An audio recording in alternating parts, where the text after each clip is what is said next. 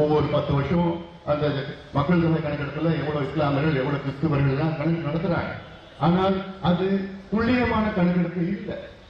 மாநில அரசு நடத்தினாதான் micro level கணக்கெடுப்பு, மத்திய அரசு மேக்ரோ லெவல். இப்ப தமிழ்நாட்டில் இப்போ இஸ்லாமியர்களுக்கு 7 உட்பிரிவுகள் இருக்கு. ஷியா, சன்னி, லப்பை, போரா போன்ற உட்பிரிவு 7 உட்பிரிவுகள் இருக்கு. அந்த 7 உட்பிரிவுகள்ல இந்த 3% இடஒதுக்கீட்டுல அதுல 2 உட்பிரிவு 3% எடுத்துட்டு போறாங்க. மீதி இருக்கிற 5 பேருக்கு 1% கிடைக்குது. அப்போ நீங்க கணக்கெடுப்பு நடத்தி யாருக்கு என்ன வருதுன்னு அதுல பிரிச்சு கிழிச்சு கொடுத்தாதான் அப்பதான் உண்மையான சமூக நீதி வரும். இதைத்தான் நாங்க கேட்கிறோம். இது பட்டியலின மக்களுக்கு தான் சேரும். பட்டியலின மக்களுக்கு கேட்ட 3 பெரிய உட்பிரிவுகள் தேவேந்திர வேளாளர், ஆதி திராவிடர், அருந்ததியர்கள். அது 76 உட்பிரிவுகள் இருக்கிறது. அந்த 76 பேர்ல 6 பேரு 15% எடுத்துட்டு போறாங்க. மீதி 70 பேரு 3% கிடைக்கும். அப்ப என்ன சமூக நீதி? இதுதான் நான் கேட்கிறேன். எதுங்க கணக்கெடுப்பு நடத்துறது அதிகாரம் இருக்கு, எல்லாம் இருக்கு, மனசுதான் கிடையாது. பேரு மட்டும்தான் சமூக நீதி, பேரு மட்டும்தான் இஸ்லாமியர்கள் பாதுகாப்பு, அதெல்லாம் ஒண்ணும் கிடையாது. அதை நீங்கள் இஸ்லாமியர்கள் தெளிவாக நீங்கள் புரிந்து கொள்ள வேண்டும். அதனால் உங்களை பார்ப்பாங்க, எல்லாம் பண்ணுவாங்க. இல்லைன்னா அதுல ஒண்ணு பிஜேபி இஸ்லாமியர்கள் எதிரானவர்கள். நாங்க விட்டுடுவோமா? நாங்க கூட இருக்கோம், நாங்க விட்டுடுவோமா? உங்களை விட்டுடுவோமா? உங்களுக்கு ஏதாவது ஒண்ணுன்னா நாங்க தானே இருக்கிறோம், இவ்வளவு காலமா இருந்தோம், இனியும் நாங்க இருக்க போறோம். எதுவும் வர போறது கிடையாது. அந்த அச்சம் வேண்டாம். திருப்பி தேர்தலில்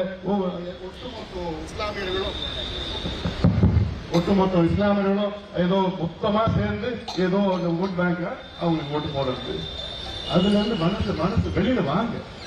உண்மையானவர்கள் தான். கடைசியா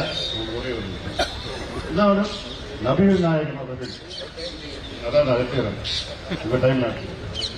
நபிகள் நாயகம் அவர்கள் சொன்னது இங்க நான் அந்த ஜெயக்குமார் அவரோடு சேர்த்துதான் நான் சொல்றேன்.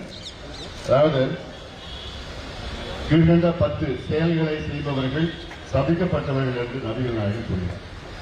1, மது தயாரிப்பவர்கள், மது தயாரிக்க கூறுபவர், மது அருந்துபவர், மது அருந்த தருபவர், மதுவை எடுத்துக்கொண்டு போகிறவர், மது எடுத்து செல்ல கூறுபவர், மது விற்பவர், மது வாங்கி செல்பவர், மதுவை அன்பளிப்பாக தருபவர், மது விட்ட பணத்தில் உணவு.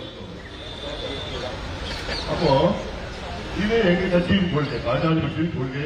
மது இருக்கக்கூடாது, பூர்ண மது விலக்கு படிப்படியாக கொண்டு வாங்க, தப்பு கிடையாது. ஆனா இன்னைக்கு தமிழ்நாடு இந்த மதுவாலையும் போதை, கஞ்சா, காக்கேன், ஹெராயின் அப்படின்னு ஒவ்வொரு கிராமத்துல, நகரத்துல மட்டும் இல்ல, சென்னை பெரிய நகரத்துல இல்ல, கிராம அளவில் நாசப்படுத்தி இந்த தலைமுறையை நாசப்படுத்தி இருக்காரு. நான் டாக்டர் மருத்துவம் தெரியும் எந்த அளவுக்கு இந்த இப்ப இருக்கின்ற தலைமுறை எந்த அளவுக்கு பாதிக்கப்பட்டிருக்கிறது. ஒவ்வொரு வீட்டிலும் ஊர்ல கிராமத்துல எல்லாம் அமெரிக்காவில் என்ன போதைப் பொருள் இருக்கிறாங்களோ அதுதான் இங்க கிடைக்குது. காரணம் இந்த அரசு. முதலமைச்சர் தான் I directly bring the biggest failure of the DMK government is selling of drugs and ruining us this current generation. நீங்க 3 தலைமுறை நீங்க பண்ணிட்டீங்க.